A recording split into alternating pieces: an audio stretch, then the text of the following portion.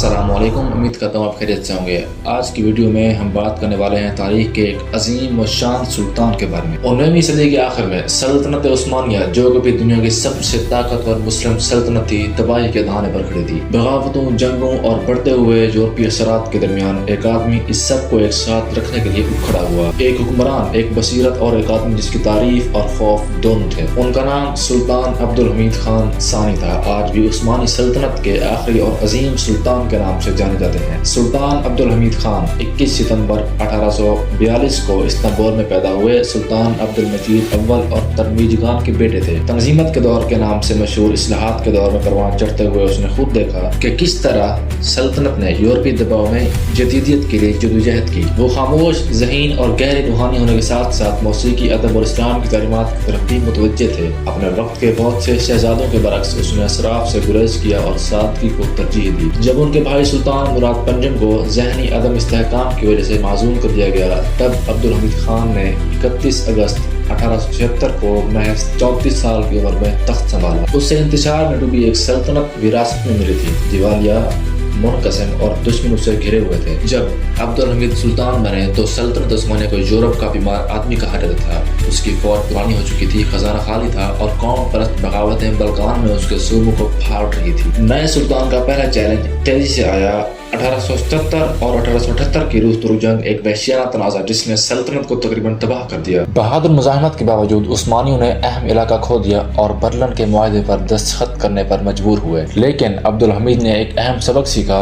انہوں نے محسوس کیا کہ سلطنت اب یورپی اتحادیوں پر انحصار نہیں کر سکتی، صرف اپنے اتحاد اور اسلام کی طاقت پر انحصار کرنا ہوگا۔ سلطان عبدالحمید خان کی سب سے بڑی سیاسی حکمت عملی ان کا پان اسلام میں عزم کا ویژن تھا۔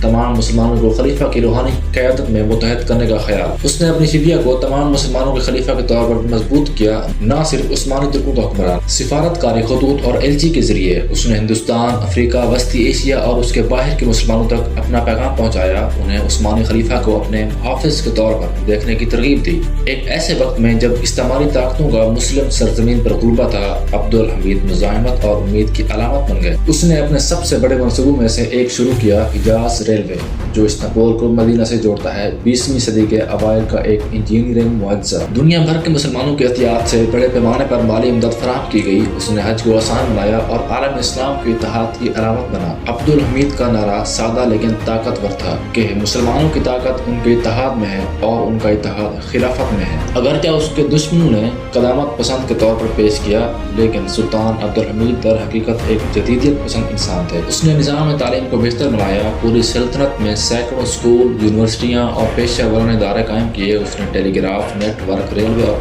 پوسٹل سروسز کو وسعت دی۔ اس نے عثمانی بحریہ اور فوج کو بھی جدید بنا لیا، نظم و ضبط اور تربیت کو بہتر بنایا۔ عبدالحمید نے سائنس، زراعت اور صحافت کو فروغ دیا، لیکن غیر ملکی پروپیگنڈے کو روکنے کے لیے سخت سینسرشپ کے ساتھ۔ عبدالحمید کے نزدیک اخلاقی دیانت کے بغیر جدیدیت بے معنی تھی۔ وہ اکثر کہا کرتے تھے، تعلیم ہماری طاقت کی بنیاد ہے، لیکن اس کی رہنمائی ایمان سے ہونی چاہیے۔ عبدالحمید کے دور حکومت کا ایک اہم لمحہ صہیونی تحریک کے عروج کے ساتھ آیا۔ 19ویں صدی کے آخر میں جدید صہیونیت کے بانی تھیوڈور ہرزل نے سلطان سے ایک تجویز کے ساتھ رابطہ کیا، فلسطین میں یہودی آباد کاری کی اجازت دینے کی بس بڑی رقم، جس کے بدلے میں عبدالحمید خان نے انکار کر دیا اور مضبوطی سے فرمایا، میں اس سرزمین کی ایک مٹھی بھر مٹی بھی نہیں بیچ سکتا۔ یہ میری نہیں بلکہ میرے لوگوں کی ہے۔ میری قوم نے اس سرزمین کے لیے خون بہا دیا اور کہا، میں یہ سرزمین کسی قیمت پر نہیں بیچ سکتا۔ اس کے انکار نے اسے مسلمانوں میں ایک ہیرو بنا دیا، لیکن اس سے یورپ اور خود سلطنت کے اندر اس کے خلاف کام کرنے والے دشمنوں کی تعداد میں اضافہ ہوا۔ ان کی کوششوں کے باوجود سلطنت میں بہت سے لوگوں نے عبدالحمید کی حکمرانی کو مطلق العنان دیکھا۔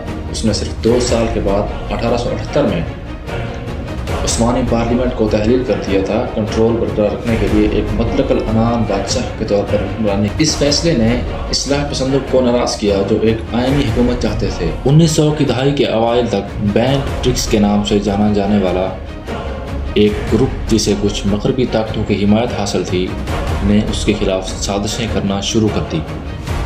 1908 میں نوجوان ترک انقلاب نے عبدالحمید کو آئین بحال کرنے پر مجبور کیا، لیکن اگلے سال ایک ناکام رد انقلاب کے بعد اسے معزول کر دیا گیا۔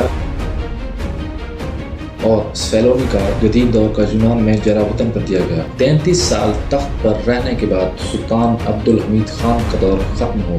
جلا وطنی میں ایک زمانے کے طاقتور سلطان نے پرسکون اور عاجزی کی زندگی گزاری۔ اس نے اپنے دن پڑھنے لکھنے اور نماز پڑھنے میں گزارے۔ 1912 میں انہیں واپس استنبول لایا گیا جہاں وہ بیلر بیگ محل میں نظر بند رہتے تھے۔ ان کا انتقال 10 فروری 1918 کو 75 سال کی عمر میں ہوا، پہلی جنگ عظیم کے اختتام پر سلطنت عثمانیہ کے خود تحلیل ہونے کے چند ماہ قبل۔ تو یہ تھی ہماری آج کی ویڈیو، ملتے ہیں انشاءاللہ اگلی ویڈیو میں، تب تک کے لیے اللہ حافظ۔